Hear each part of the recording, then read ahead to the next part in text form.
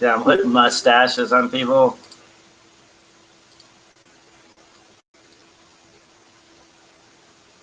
Beards. Caroline's got like this Jewish beard thing. Okay, so this is what I see when I'm looking at your stuff. Wait, not that. Okay, so right now, this was due. Wait. Yeah, the chapter 19. 2 people have sent this in. Okay, did I put a time on this? It's due today. So get that. Oh, it's due at 12:05. You still have 2 minutes. Should I wait for 2 more minutes? I could not find my book, so I could not do the chapter 19 reading thing. Yay. No, not yet. I'm still in the process of looking for it. Well, you need a book, you know. School's almost over. You're almost graduating too. That's like I have it. It's somewhere. I don't think you can graduate till you find that book. Oh, dang it. I'm going to talk to the people and hold up your graduation. I think it's already held off till like June. But you're in good company. Look, all these beautiful people have not turned in chapter 19. So do that. But here's the thing. You guys that did it, 2 people. I'm going to give extra credit for those 2. I won't take off for the other people, but I'm going to give extra credit for the people that did it. Okay, so I'm going to give it to them right now. Just watch this. 10 points. 10 points. Ka-chunk. Ka-chunk. Okay, so here's the thing. Turn that in, but here's the thing. That was going to be another assignment, even for you 2 who did it. There is an assignment to finish that. Let's see, what day, what time? It's going to be due. Oh, I can't remember what day it is. Either Friday. Oh, no, it's due on Monday. Okay, so here's the thing. I want you to add to it. You might add to it. I have some slides that I forgot to give to you guys, which is really pitiful. But you guys did it by the book, and you did it well. So you guys who haven't done this assignment, do this assignment by looking at these slides, and it's a comparison. And here are my questions, right? And well, I mean, my questions were posted, but you can go through these slides and I want you to add all of this stuff to your notes on chapter 19, the comparison of Syria and Iraq and their dictators. And we'll talk about this at the very end of class. I'll try to get to this and help you guys through this, but it's pretty self-explanatory. It's straight from the book, and I just forgot to give you guys that link. So that's going to be actually due on Monday by online. So if you, Sarah and Caroline, you've already done this, just resubmit it with your addition to it. And so it's going to be worth like 150 points. And so just add anything that you see to that. And you guys that are missing, this gigantic company of missing people, of course 2 people have got it in, maybe. Okay, nice, you got it in, maybe. Okay, so just add to it. If it's written notes, right, you know, or typed, just add to it. And that's due, you know, before class next week, but it's really due on Monday. So let's pay really good attention. There's about 5-6 weeks left, and there's not a lot in a week of homework. Everybody all right? So yeah. So do a good job on turning in your things and making sure going back through all of the assignments and catching up. I just know there's there's a lot of spotted missing pieces of assignments from various people in the class. So some of it's very minor, but just catch up on it, make sure. Especially this week, this is a good time because you have two things that are due this week. On Friday evening, by Friday evening, the due date is going to be a quiz on Israel. And it's about all that we've talked about on the birth of Israel. So I'm going to go through those notes just quickly, and I'll just highlight it. I'll show you with my screen what I'm looking at, and we've gone exhausted the days of going through this. So it's going to be a 100-point quiz, and it's really straightforward. All the things that we talked about, and it won't take you very long to do it. But I don't want you to use your notes. I want you to study and then open it up on Friday and do the quiz, and that's all. So over the next few days, just kind of piddle with it, and you'll be fine with it. And then on Monday is you're going to touch up your Chapter 19 assignment. Now, let me just stop for a second. Does everybody understand those kind of basic things? Those two assignments that are this? Yep. Everybody all right? Great. My screen is a little glitchy to some people, so let's see. Miss Thompson, Ashley, can you hear me? Yeah, I can hear now, but I have no idea what you said about after 1 minute ago. I don't know what happened. Well, I was just saying that there's two assignments this week. Let me just click my thing. Oh, okay, so sorry about that. And I'm doing this. Okay, so there are two assignments this week, and those assignments are there's going to be a quiz on Friday. Well, it's going to be due. I'm going to post it. And so when you're ready to work without notes on Israel, do the quiz. I think I think everybody will do fine on it. Just look over your notes, those 3 pages, and I'm going to go quickly through them first thing in just a few minutes. And then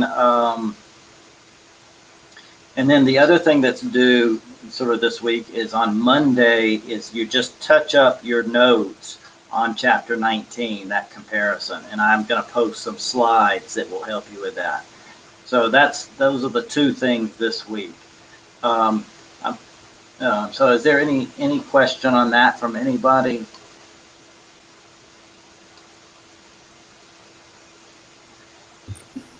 Which outline are we using? For the quiz or for which? Okay, for the quiz, it's going to look like. Let me get my screen up here.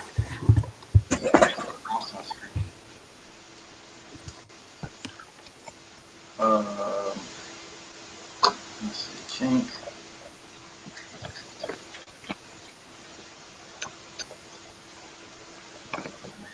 For some reason, I've lost my other screen. Is everybody seeing my screen by chance?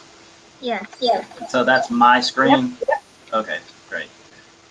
This is for the quiz. It's this one. Okay, I'm not going to do too much questions from the ancient a long time ago, the birth of Israel. But it was 3 pages and it was stapled. Can you see that one?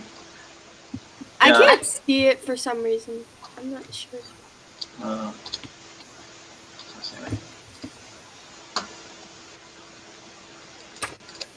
Okay, it kind of looks like this. Can you see it at all? No. Oh, great. Was it this one? Can you see that? Do that again, Miss Leonard. Yeah, that's it. No, that's not it. Oh, wait. Yeah, that one. Okay. Yeah, the big one. Okay, that's what you'll be quizzed on. And most of it will be the last part. In other words, like the war for independence, the things that we've spent the last couple of weeks on. So let me, yeah, I don't think okay, let me turn on my screen again. Okay.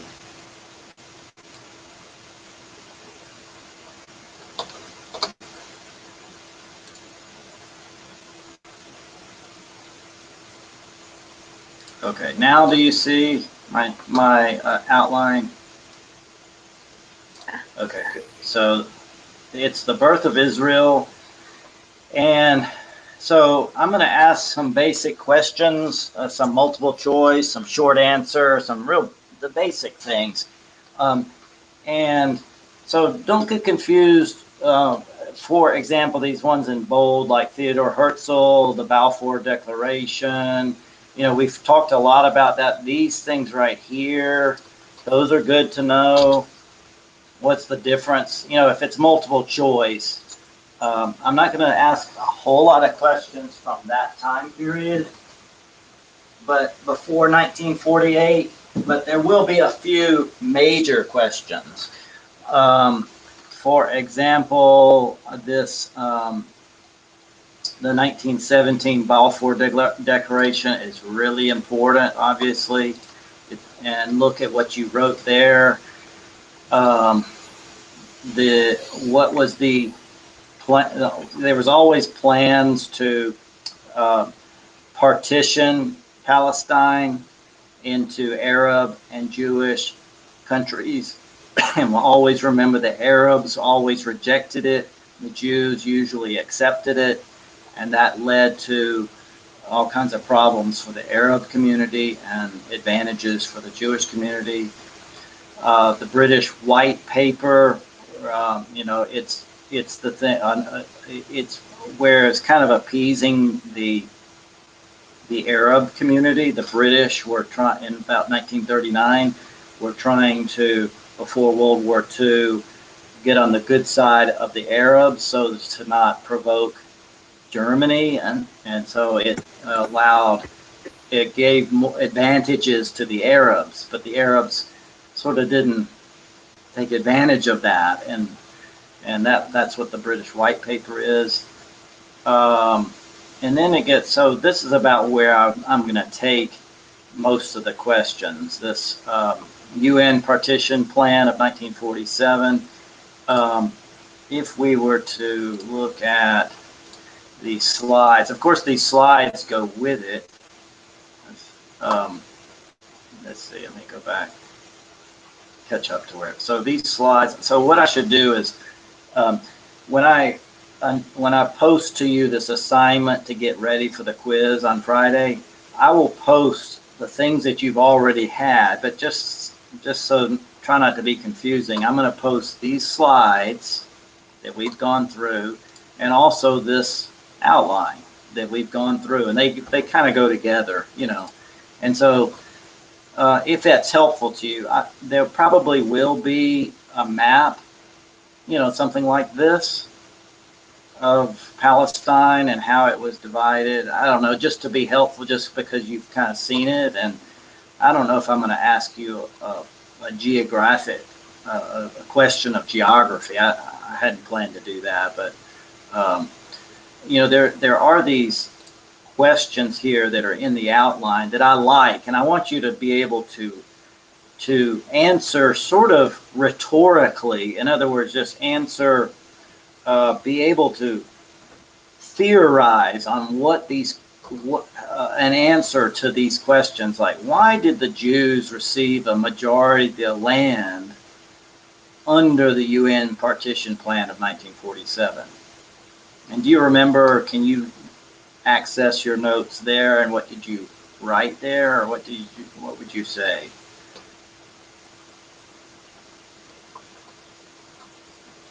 Anybody? A lot of the land was unusable. Is that? Yeah, and so what else could you say there? Yeah, that's right. And what do you mean by that? What do you mean? It was desert. Yeah, and so why did the Jews receive a majority of the land? So how would you answer that completely? Was it Like also the because Jews received a majority of the land Well, because was it because there was like a sympathy because of the Holocaust? that's right. And so they want the world had sympathy because of the Holocaust to give the Jews land. That and they ended up with sort of like a majority of the land. Well, they didn't quite end up with it at this point, but the Partition Plan in 1947 was going to give them a majority of the land, and it's not. I'm asking sort of like an English grammar question here. Like, I mean, I'm sort of clarifying to Miss Leonard, like, how would you clarify that to be a little bit more specific? Why did the Jews receive majority of the land? And the answer is the land is Because most of it was barren, right? it was barren and it was deserty and it was unused. But how would you clarify your answer to make that understandable to somebody who hasn't followed this at all? So the Jews were, I mean, the people of the world gave them sympathy and wanted to give them a homeland, and they ended up with a majority of the land. And so then how could you then clarify that to make sure, like, so there was sympathy for them, and they got a majority of the land that they were divvying up. And the people who were already there got a minority portion. So how can you explain that to somebody?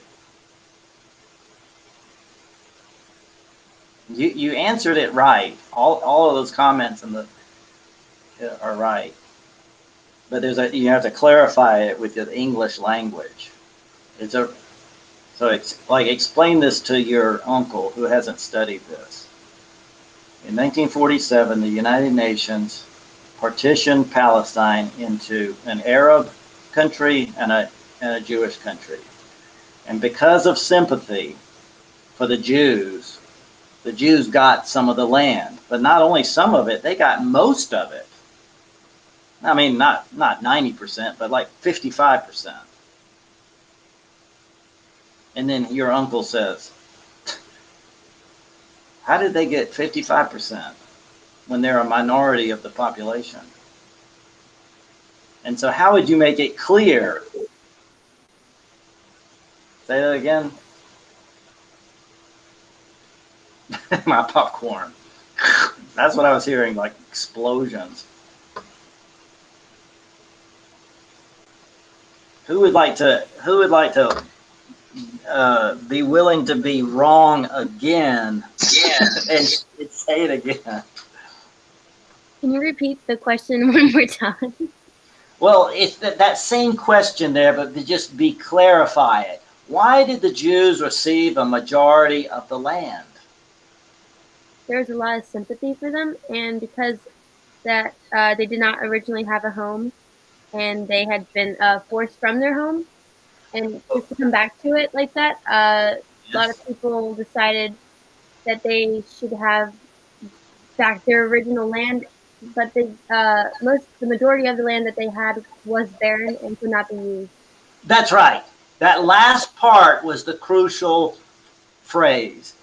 It's because even though they got the majority, it wasn't usable. Now you said that, but it was in broken up clauses. You understand? Do you see the logic is missing if you just say, why did they receive a majority of the land? Well, the land was deserty. I don't quite understand what you mean by that. I know because we were all in class together and we discussed it. But how do you make it clear in your answer? You know what I'm saying? It was very dry and deserty, yep. It's just kind of like saying, however, but the majority of the land was barren. So it didn't really matter that it was a majority. Do you see the logic of that, of finishing off the logic? Yep. Yeah, so that's the thing. That's why I was saying it's really just like an English question, an English grammar language question. So why did the Jews receive a majority of the land? All those things, but however, you could actually put in quotation majority. Yes, a majority. It's kind of like saying, you know, that like 40%, or I should say 30% of all of the United States is in Alaska.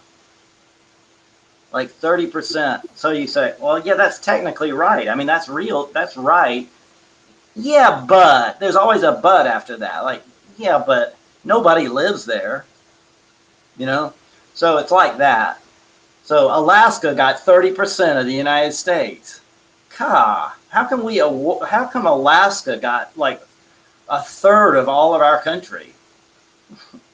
Well, it is a third of our country, but it's not really useful land. It's just barren and tundra, and you know, nobody can live there. So it's not like Alaska has an advantage. You see, so that the logic is important there. So make sure that you have the logic that the majority didn't give the Jews any more power. It just gave them a bunch of unusable land. Didn't they also get, like, the Arabs got the main cities, you know, and the landmarks and stuff? Yeah, that's right. And they got the holy areas. Yeah, that's true. So neither one of them got everything, but in some ways they appeased the Arabs. The British and the rest of the world appeased the Arabs by giving them the best places, but they appeased the Jews for giving them a lot more area to settle. It was the least sought after area, but they did get a lot. And then they worked that land, and today in 2020, that land is very productive land. You know, it took 50 years to farm it and bring in technology and agricultural advances to make it productive. But now it is paid off. And so I think in some ways that some people might say the Arabs saw that coming. But wait, you gave them all this land. And at the time they said, nobody's in that land. Arabs aren't in that land. If you wanted that land, why aren't you settling it now? And they said, well, we might. I said, well, they're not there now, so we're going to give that to the Jews. And the Arabs at the time the leadership was saying, the Jews shouldn't be in our land. You know, so that they were fighting a real basic battle that the rest of the world and the British had gone past already. And so they just said, look, there's going to be a Jewish homeland. We're going to put them where no one is. It happens to have a lot of land, but it's deserty. It's the Negev and the hills and stuff. And so, so anyway, that's important. So have that ready in your holster. The other question right under that is how to summarize the British historical role.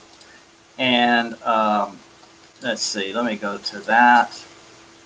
And so here's here are the answers to that expected. So also remember that. So another reason, like why did the United Nations divvy up or designate so much land to the Jews? Well, they were also expecting immigrants, Jewish immigrants. So that's another little part to it. If the Jewish population was only 33%, why did they give them so much land? Well, a lot of it was unproductive land and barren and deserty, but also they were expecting the Jews to move there. And so the Arabs didn't like that either. Like they liked that they had an advantage in population. It was, 2-to-1 towards Arabs in 1947. And so just an illustration of what it looked like, you can see the Jewish section in orange. And it's really different. It's not much a country, you can tell. It looks like it's just like a lightning bolt or something that goes down to the ground. It's not shaped right like anything that you could control. And so when the war did start in 1947 and 48, you can see how difficult it was to control those narrow sections. It's down to like 5 and 10 miles across the whole country right there at Tel Aviv. And the Arabs controlled all the Holy Land sites, Hebron, where Abraham and Sarah and all them, and all the founding fathers, Jerusalem, Jericho. I mean, it's all the famous places. Although the coast, you can see the Mediterranean coast is Jewish. And that was crucial because that's where they're going to come from, Europe and trading and so forth. So they did have an advantage on the coast that we did not previously mention. So, and we talked about this, but this is a question just to be able to get on both sides, be able to go to both sides of this question. How do you summarize the British historical role? And we talked about, like, one way of looking at it is the British sort of betrayed the Zionists. Zionists being, the people the Jews in Europe who said their real homeland should be in their original homeland outside of Europe. And so the British actually might be seen as they betrayed the Jews. And then on another way, they look like they helped the Jews a lot. You just need to be able to see both sides of that and talk about that. For example, before 1939 and after 1939, the British sort of changed the way that they presented it. Up until 1939, it seemed like they favored the Jewish immigration and they promoted it. But then during World War II, they sort of were restricted it, and they sort of put some obstacles in its place and seemed like they were favoring the Arabs. And that's a very good historical question, and the British have this in a lot of different countries. The British controlled India, they controlled South Africa, Canada, they controlled Palestine, and eventually they left those countries for independent statehood. And they played a major role, but it wasn't very long. If you maybe jot that down, that the British did not control Palestine until 1918, so they were only there 30 years. You can't really blame Britain for everything, nor can you give credit to Britain for everything good about that. But they were there at the very end, or the very beginning, you might see, the very beginning of the Jewish statehood. They were at the very end of those hundreds of years of someone else besides Jews controlling Israel. And so it was very significant, but you can see, you can't really blame the Palestinian and Arab communities in Israel, all their predicament, how poor they are, and poverty, and all their problems that they had. You can't blame the British on them. They get some blame, but you can't blame all those thousands and hundreds of years of Arab civilization. You can't blame that on the British because they were only there for 30 years. But that's what typically happens if you follow the political science and the politics today in 2020 of Palestine and Middle East from a Arab standpoint. They don't blame Britain completely, but they've really put a big thing on the British role in messing up things. And it's kind of it's kind of an easy target to target Britain, who's not there anymore, and they can just sort of blame Britain for all their problems, and it's kind of like an easy way out. It's a lazy way of doing history. It is a role. It was 30 years, but they did leave. They didn't fight. They didn't fight to hold on, like the Turks, and they didn't have a war for it. They got out of the way and didn't want to get into war. And also they provided votes and protection and allowed the Jews and the Arabs have a government, and they tried to administer a transition to statehood. And so that's the good and the bad. The bad part is they seem to be wishy-washy. Like, they wanted the Jews to have a homeland, but then when the Arabs said no, they sided with the Arabs, and they slowed up the process. So, but I think on the whole, it's not a negative or a positive. I think it's probably, most historians see the British historical role as a net positive role, because they did leave and they did promote independence. They could have held it for a long time, They could have held it for 200 years like they did India, but they were not. And by this time, they were smart, and they were getting out of countries, and they understood the spirit of the times. So that's an important part of this to remember.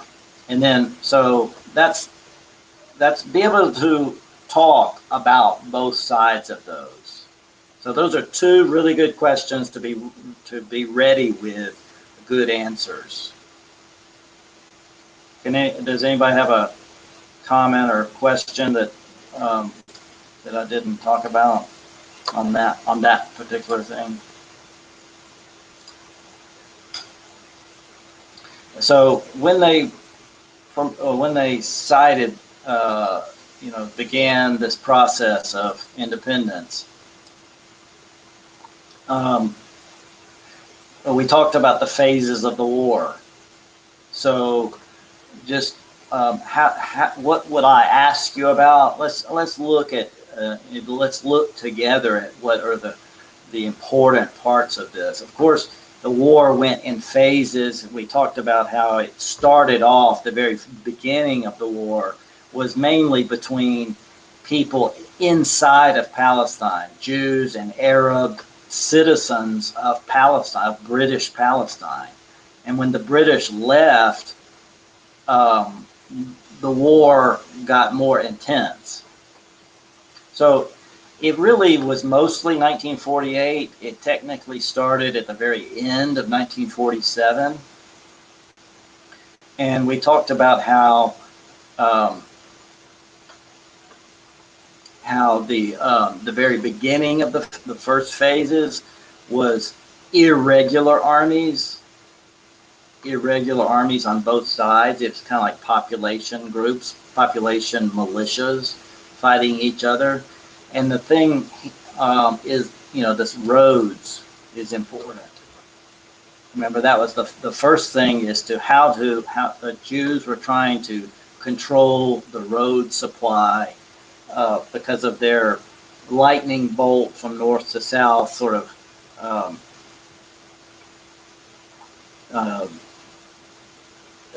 I forgot the word. A circle, a square, a rectangle. What are those?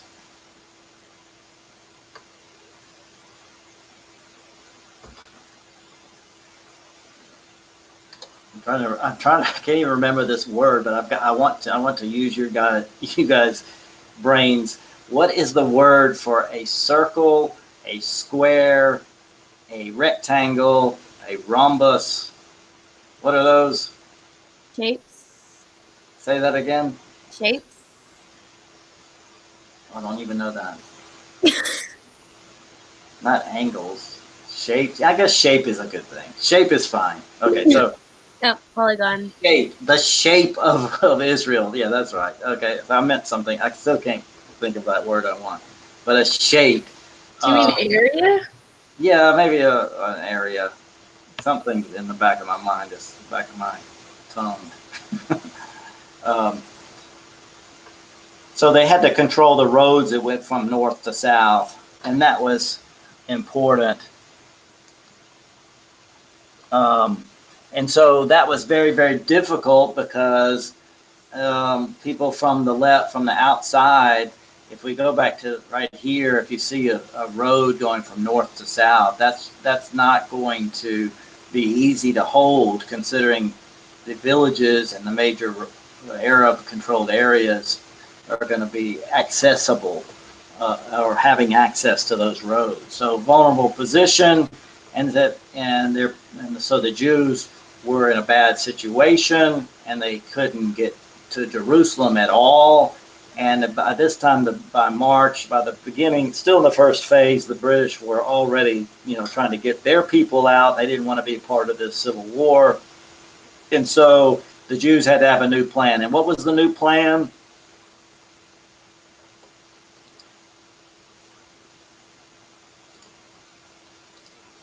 Plan D? Plan D, that's right. And what were the objectives of Plan D? Control all of the Jewish state and the Arab towns and villages. That's and right. Take their... That's right. Not just the roads, but they were going to try to control the whole country and try to control the whole, even the villages that are Arabic, because they just can't afford sort of like preemptive war, preemptive battles, because that's where the enemy is attacking from. So they're going to just control these villages and try to pacify the villages. But what would happen to the Arab population when they do that?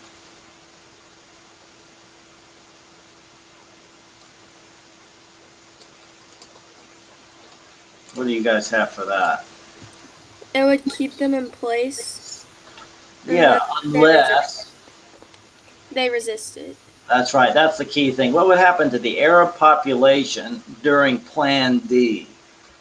Well, they would just stay in place unless they resisted. And if they resisted, they would be, what would happen to them? They're dead.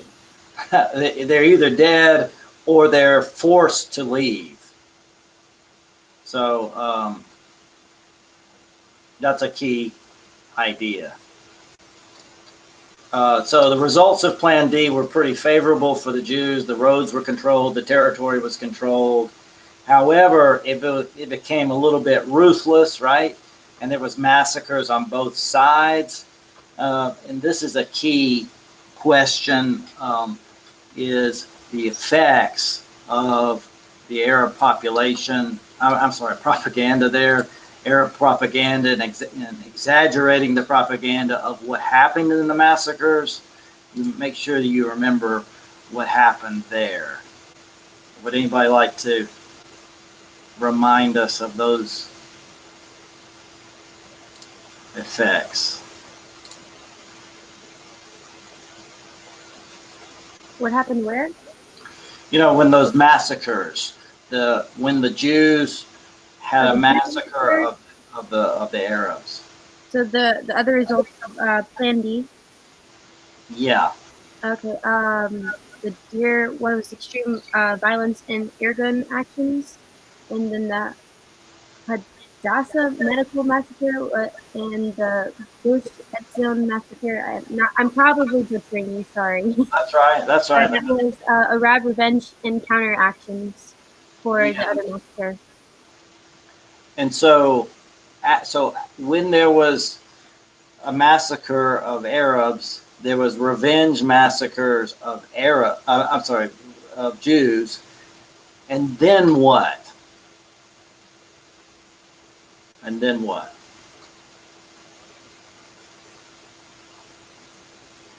That's the question there on the sheet.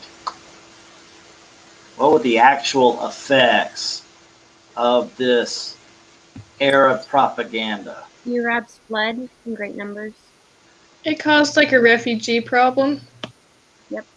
That's right. And that refugee problem is supposedly with us today. That's the thing that is blamed on Jews to this. I mean, not Jews, but Israeli Jews to this day. Is that how? What's what is the situation in Israel? Well, Israel controls that area that used to be Palestine, and they threw out the Palestinians, and the Palestinians that survived and are living like refugees in Palestine. I mean, in Israel, and then there's hundreds of thousands of people, Palestinians, who live outside of Israel but want to come to Israel. They're refugees, and it's been 70 years more that they have been in this state.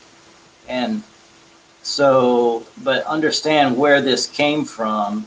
The origin is the war, but the Jews were not trying to get those people out of Israel. They were just trying to control Israel. But in the process, it became very violent. It was a war. It was atrocities on both sides. It was a little bit more harsh on the Jews, actually, but the Arabs exaggerated and propagandized the losses on their side. And that came back to be a problem, not on Israel initially, but on themselves, because it made the people leave. They were so afraid that the propaganda was true that they thought that this was like another Holocaust, but on Arabs. And so the Jews were massacring every single village they could come to. And so people fled, innocent people fled, and they never came back.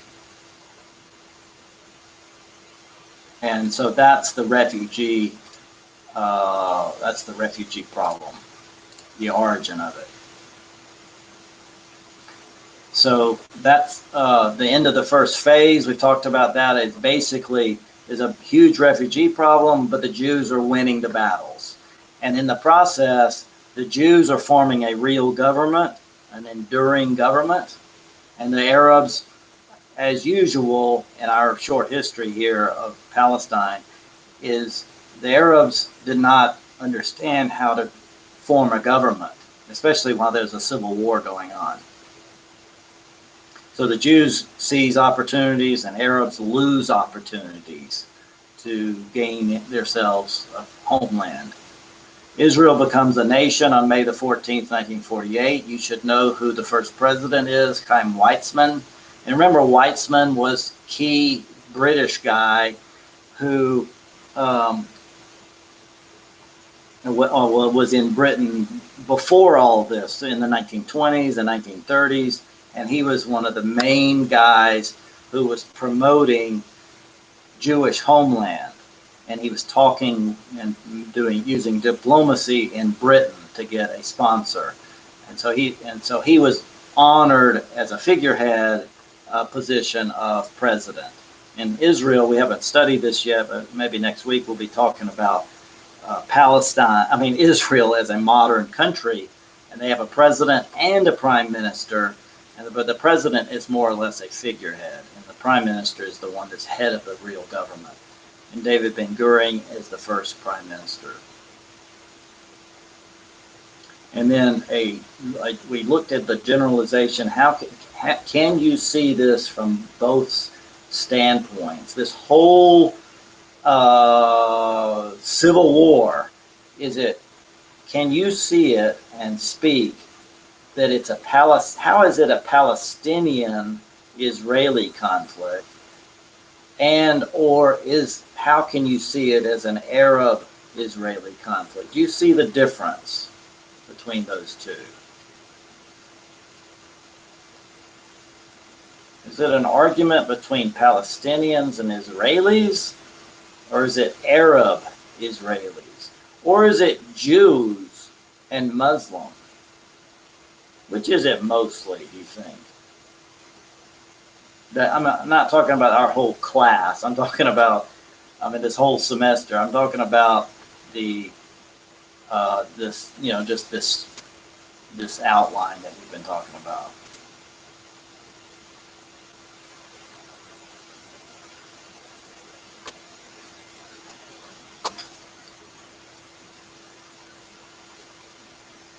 What do you guys think?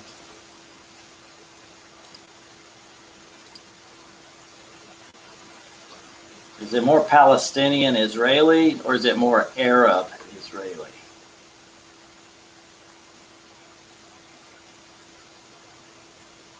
Anybody?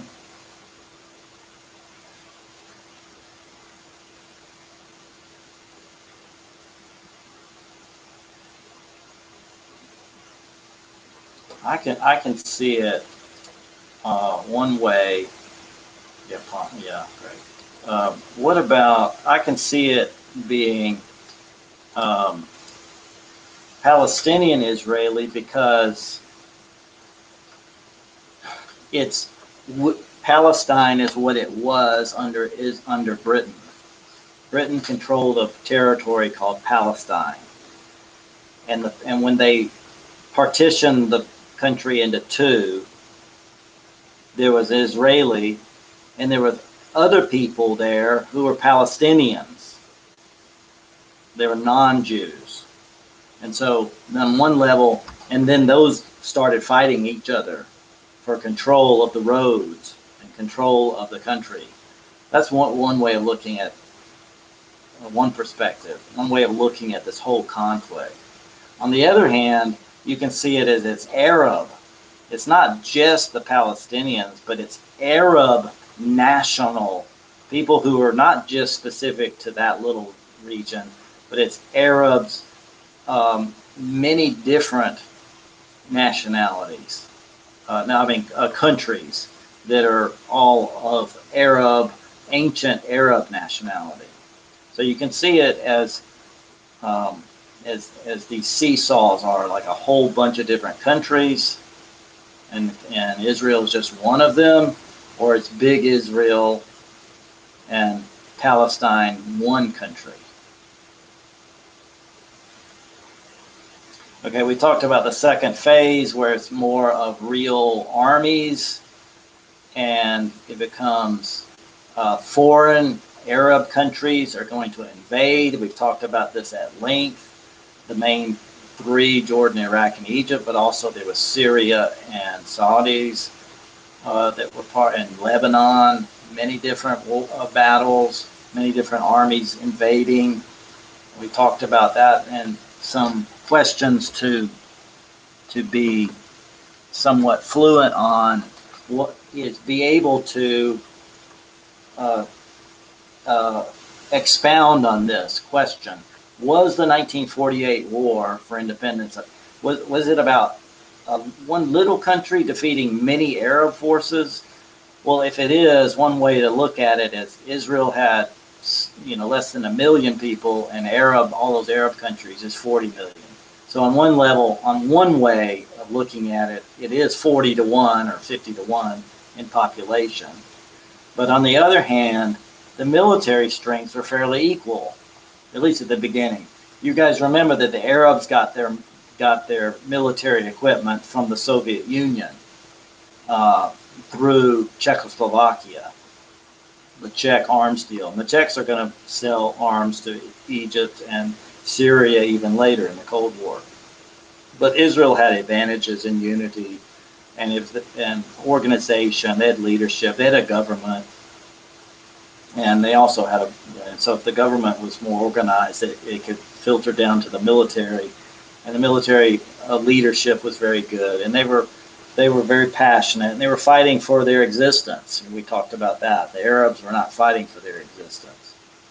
They were fighting all those Arab countries were fighting for just another little slither of land, but they already had Egypt, they already had Arabia, they already had Jordan and Syria. So what's another little slither of land on the coast in between Jordan and the Mediterranean. So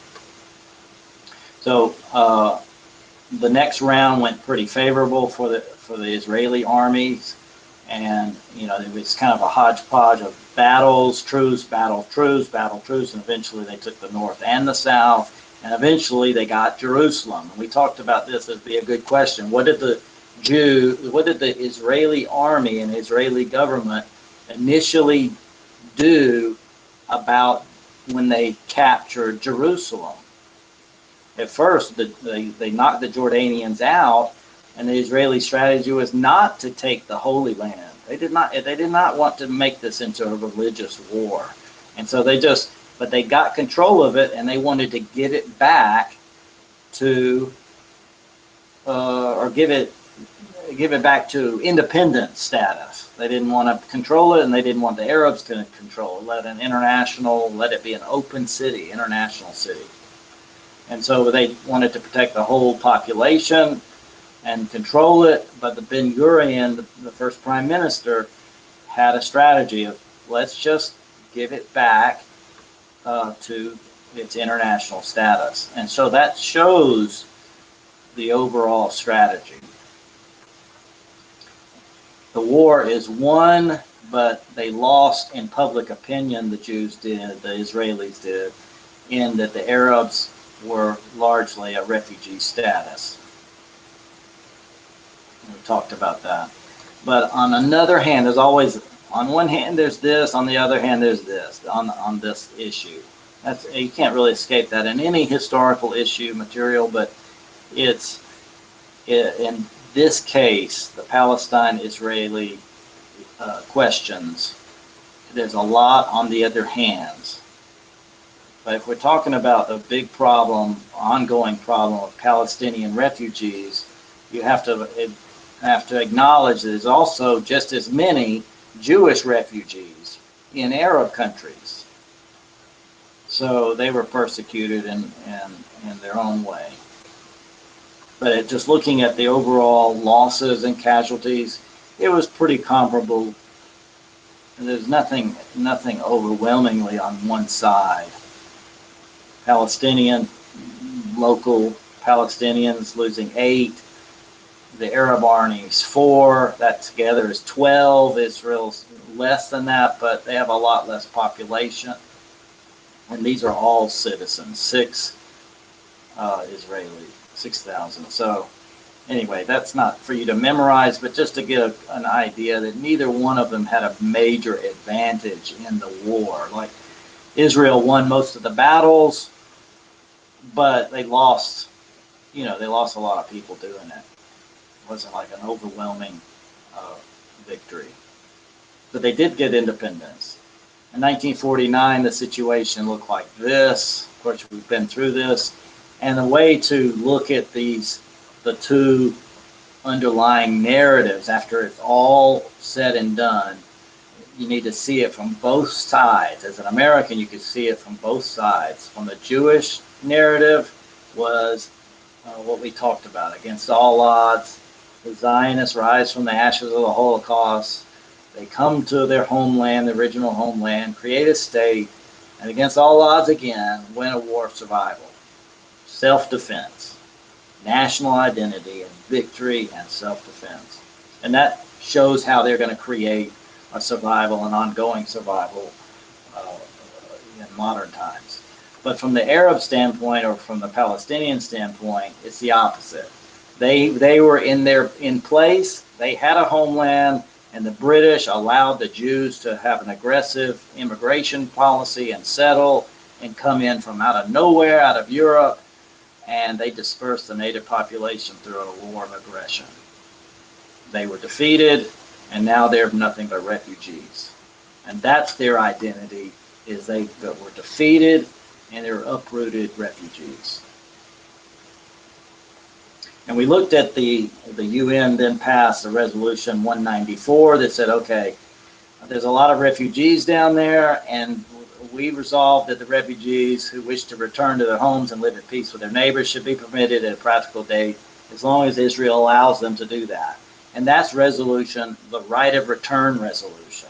And that's a key piece of education for you. That is a stumbling block for the United Nations to this day, is that there's a right of return of Palestine. But even this, you should be able to see the details. It all depends on what's underlined there. Will they promise, will the refugee wish to return? Okay, you do want to, they do want to return? Okay, because not all of them want to return. Like, they have given them opportunities to return, and they say, no, we don't want to return right now. We don't want to return there. We don't want to go there. We want to go here. They all of a sudden have a special thing. You know, if you were American and you wanted to come back to America, and they say, okay, the virus is in America, you can't come back for a whole year, and you're stuck in Venezuela or something, and you said, I need to go back home. I need to go back to Alabama. And then they say, no, you can't go back to Alabama. Well, can I go back to the U.S.? Well, yeah, you can go back to the U.S., but you can't go back to Alabama. I think most of us would go back to the U.S. You know, we go back. Where can we go? Well, you can go to Texas. Alabama's got too much of the virus right now, so you can go back to Texas and wait there for a while. I think most of us would want to. But a lot of times the refugees say, no, I only want to go back to Jerusalem. I only want to go back to there. Well, okay, well, you don't just go wherever you want to go. And the other thing is, you promise to live at peace. What if all these people, they're out of this country, and they came back and said to Alabama, and I want to go back to Alabama. And when I get back to Alabama, I'm going to go kill some doctors who let this virus expand. And you're not letting you go back. If you promise you're going to kill doctors, well, I'm so mad at these doctors. I'm so mad at these nurses and things for not helping with the virus. Well, you can't go back. We're not letting you go back and be violent. So that's the deal with these refugees and Palestinian refugees, is they can't promise that they're not going to be violent and start a revolution. And this has happened. I mean, I used that scenario, fictitious scenario about the virus and everything, an extreme situation. It's just kind of ridiculous. But there are some things like that have happened, and people go to another country. And in order to come to our country today, the United States, you have to say, to be a citizen of the United States, you have to pledge, I promise to not be a revolutionary and be a traitor to the country, and I won't be a revolutionary and start violence. You have to do that to be a citizen. Not if you're born here, but if you came from another country, and you have to pledge, I promise that I'm not going to be a communist and I'm not going to overthrow the government. Yeah, that's what they give that pledge. And so that's just what countries do. And so in Israel is saying, you have to live at peace with your neighbors. Some of the refugees would like to come, but they will not pledge that they will live at peace. So Israel's not going to let them come back. And so that third line is, should be permitted to do so at the earliest practicable date. In other words, you can't just let everybody in. Everybody in France might want to immigrate or Spain right now would like to come to the United States because the virus is so bad in Spain, and they would like to come to like Wyoming and live for a little while. Well, we will not allow them to do that, even though we sympathize with them. All the French people in Paris who are struck with this virus, or almost struck, and they're trying to avoid the virus in Paris, cannot be allowed to come and live in Wyoming right now because we can't afford that. It's not practicable. And so that's the same with Israel. All these refugees would like to come back and live in Jerusalem. That's not practicable. So it's totally legal for Israel to deny people, refugees wishing to return. But if they can't live at peace, they're not letting them in. If they can't let them all in because it's not practicable. Do you understand? So that's an important part of the right of return. Are there any questions on that? Let me pause for about 4 minutes. It's 1:01. Let's come back at 1:05. But if you have a question or a comment or something to clarify, now's a good time. But otherwise, stand up and go pat the cat.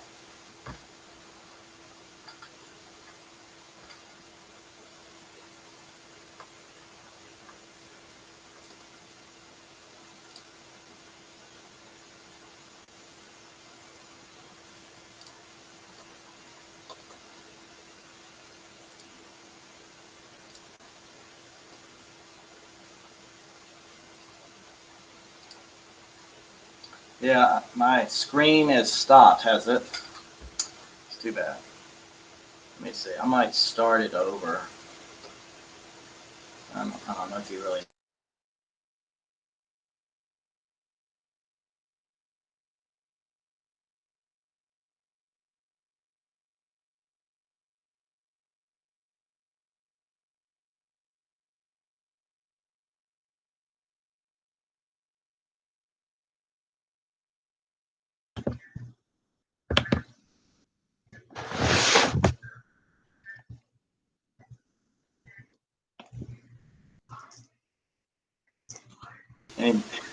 Yay! Anybody have a question? What's the name of the kitty, the white one? Einstein. And what? Einstein. Oh, Einstein. Like Albert. Oh, yeah. I thought you meant Fred. Love Fred Einstein. He was so smart.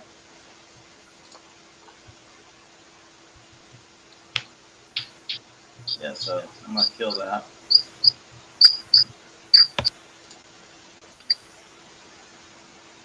My kitties are in the other room. Outside. Actually, they went outside to it stopped raining.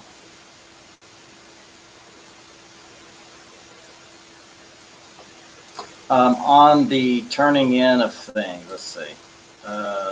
Anybody?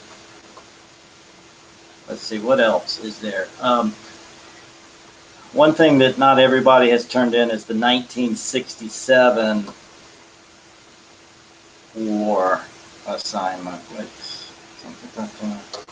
see. Click, boom. Let me show this.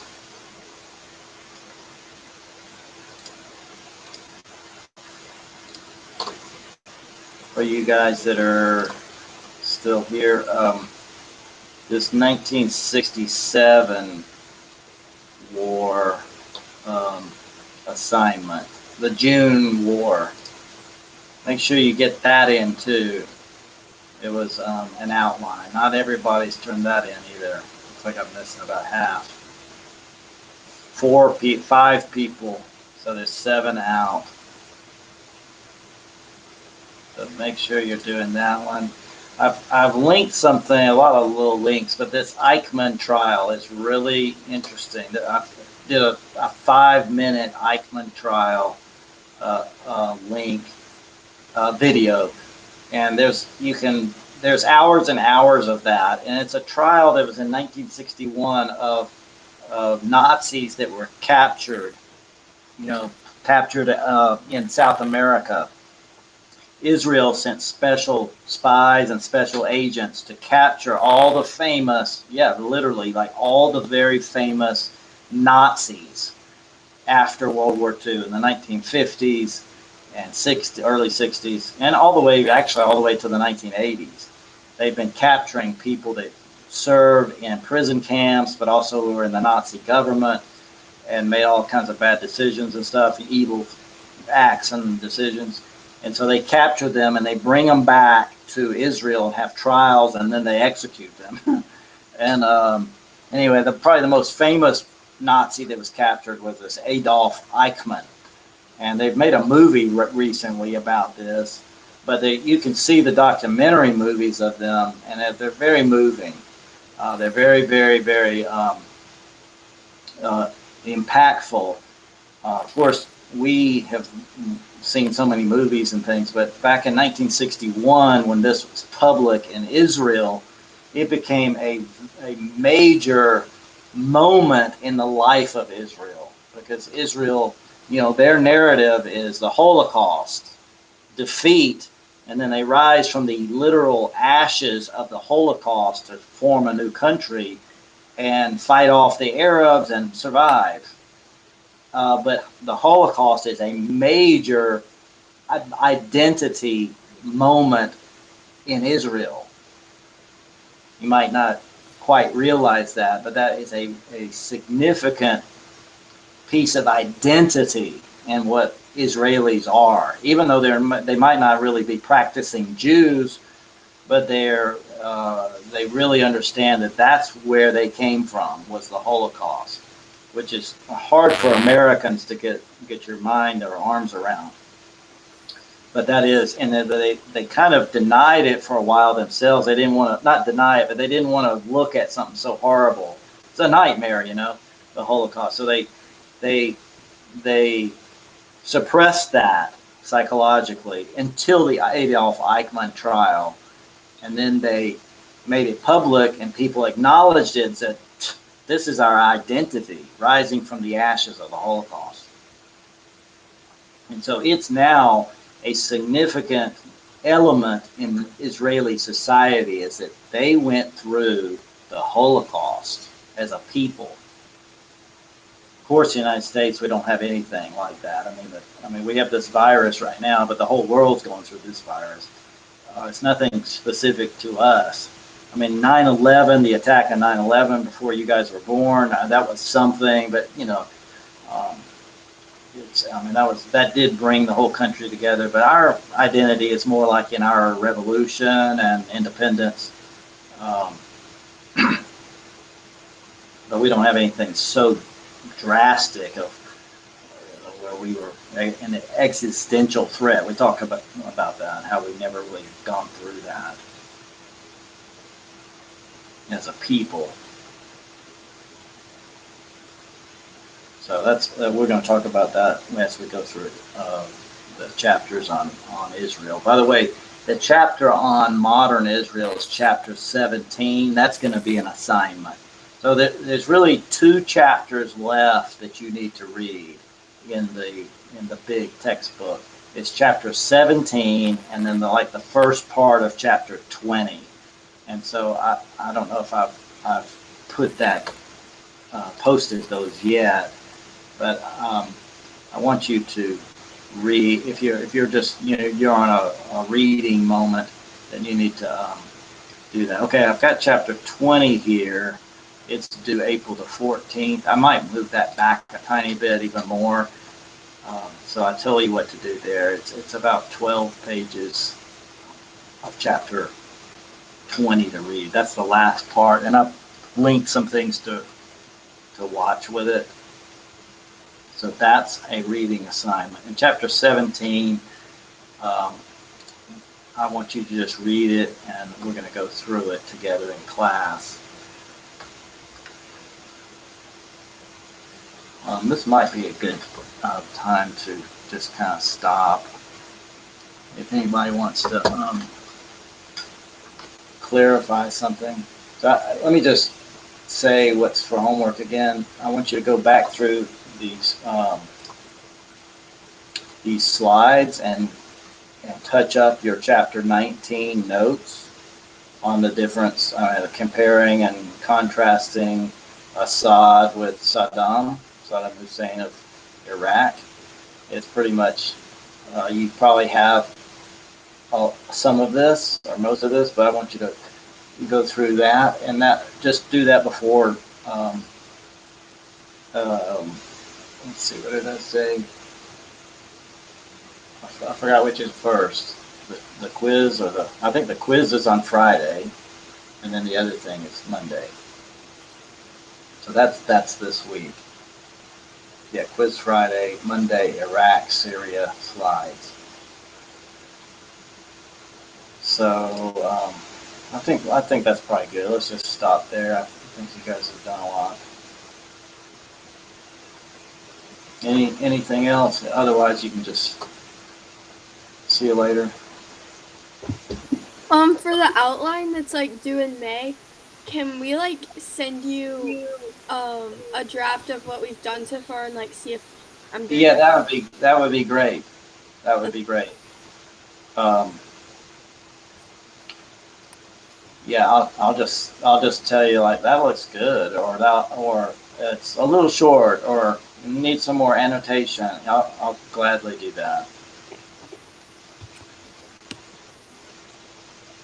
So don't forget to touch up this June 6-day war.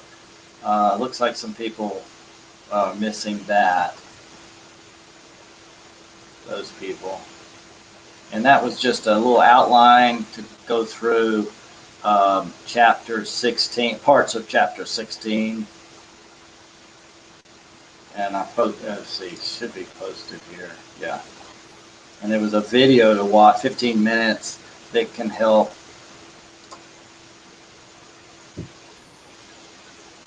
Let's see. So it's this one right here. And people who've done it, that did well on it. It's not nothing difficult about it. It's just, it's kind of like following this outline while you're reading 2 pages.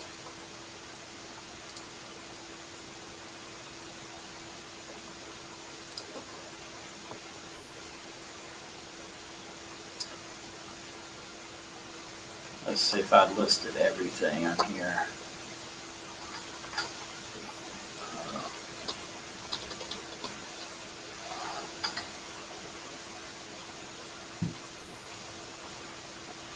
I think that's probably it. There might be a, okay, there's going to be an open notes quiz on chapter 17, which that's coming up.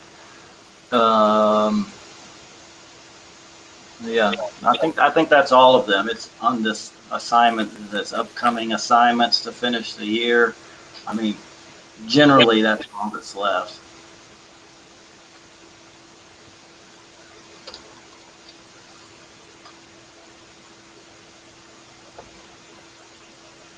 So you've already done, most of you have already done this 16, or some of you have done 16, you've done 19, so.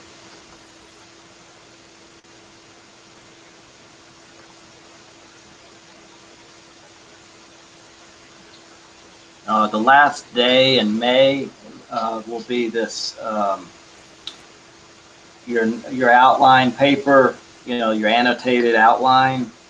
That's going to be due the last day, and we'll review over everything. And by then, I'll have a study guide for the final exam that I will give to you at least a week before May the 5th.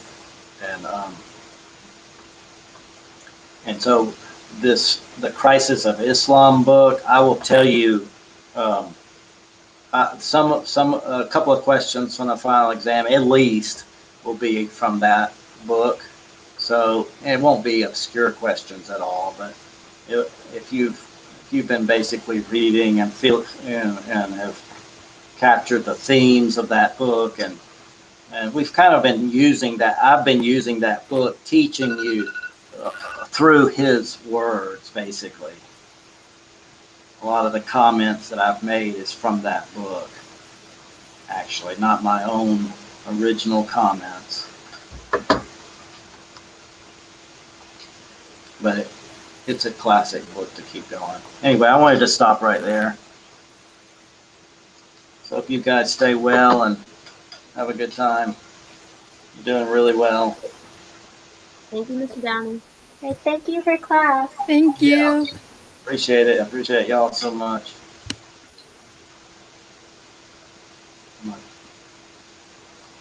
See if I can stop this. Oh.